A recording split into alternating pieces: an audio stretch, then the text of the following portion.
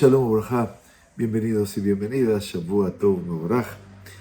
Este día, lunes 3, queremos dedicar nuestro Devar Torah pequeño al feliz tiempo del cumpleaños de mi hijo, Yair Moshe Ma'arabi. Yurujú le envíe siempre su brajá y bienestar, tanto a él como a su familia, en este tiempo de su cumpleaños. Yom Huledet Sameach, a nuestro querido hijo Yair Moshe, hasta Mea Be'esrim, ad Mea Be'esrim, junto a la hermosa familia construida. Ayer, si recuerdan, hablamos de un comentario enigmático del Midrash en Shemot Rabbah, Perashá 20, que establecía una conexión entre los versículos iniciales de Perashat Beshalach, que es que Hashem dio al pueblo de Israel dar un rodeo, lo llevó por el desierto sin entrar en la tierra de los Perishtim, con el requisito de Hesevá, de reclinarnos en el ceder de Pesach. La Sagrada Torah decía, Vayasev Elohim et ha'am derech hamidbar yamsuf. Hashem hizo que la nación hebrea diese un rodeo por el camino del desierto hacia el mar de los juncos. Y el Midrash encuentra en la palabra Vayasev una alusión a la obligación de Lehasev, el concepto de reclinarse. Específicamente, les recuerdo, el Midrash señala este versículo como la fuente de la sorprendente decisión de la Gemara en Masejet Pesachim, Afilo Anish be Israel lo yochal ache yasev, que incluso una persona de las más pobres en Israel no puede comer en la noche de Pesach ache yasev, hasta que se sienta reclinado y se recueste. El autor de Luach Erez sugiere explicar esta asociación a la luz de la famosa tradición de que Benei Israel se habían hundido hasta las profundidades espirituales más bajas durante el período del exilio egipcio. El profeta Yehezkel, como estudiamos en su capítulo 20, describe cómo Benei Israel estaban arraigados a la adoración pagana en Egipto, y la enseñanza cabalística habla célebremente de que cayeron en picada hasta el nivel de 49 puertas de impureza, solo un paso antes de la puerta 50, que, de acuerdo a Rabino de Slonim, estudiamos, es el Sha'ar HaEmunah, el pórtico de la fe, del cual no habían podido recuperarse, ya si caían en el pórtico 50. El Éxodo marcó no solo la redención física de la nación, su libertad de la esclavitud y la persecución, sino también una redención espiritual, ya que fueron sacados del abismo, del paganismo y la inmoralidad en el que se habían hundido. Uno de los indicios de la deficiencia espiritual de los Benei Israel son los versículos iniciales de Perashat Beshalach, que cuentan cómo el Todopoderoso no condujo a los Benei Israel por una ruta directa a Eretz Israel, porque pasaba por el territorio de los hostiles Pelishtim.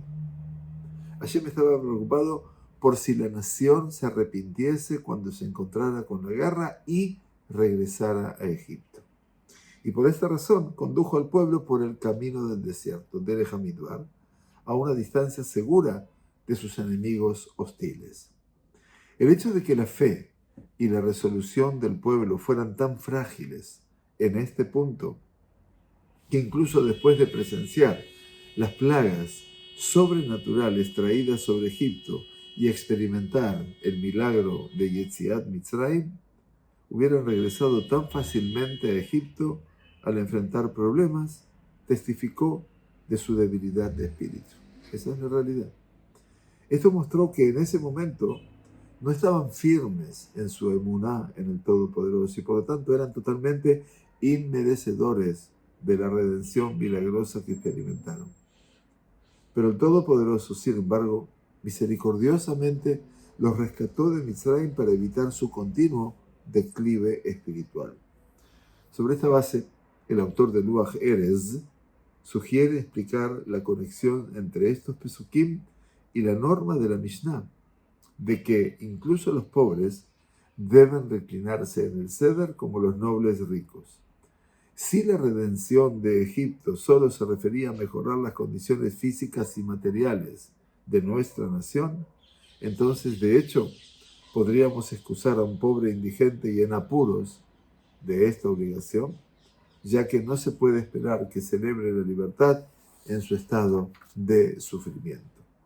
Y sin embargo, el Seder celebra no solo nuestra libertad del trabajo, de la esclavitud, sino también nuestra libertad de nuestra esclavitud espiritual, el haber sido levantados de las profundidades del pecado y liberados de un proceso de deterioro constante.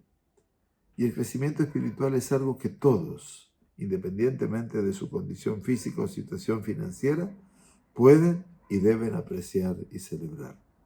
Incluso aquellos que luchan y sufren y por lo tanto pueden ser incapaces de celebrar la libertad física recibida en el momento de Yetziat Mitzrayim, pueden celebrar su libertad espiritual que alcanzamos, la capacidad que se nos ha otorgado para servir al Todopoderoso.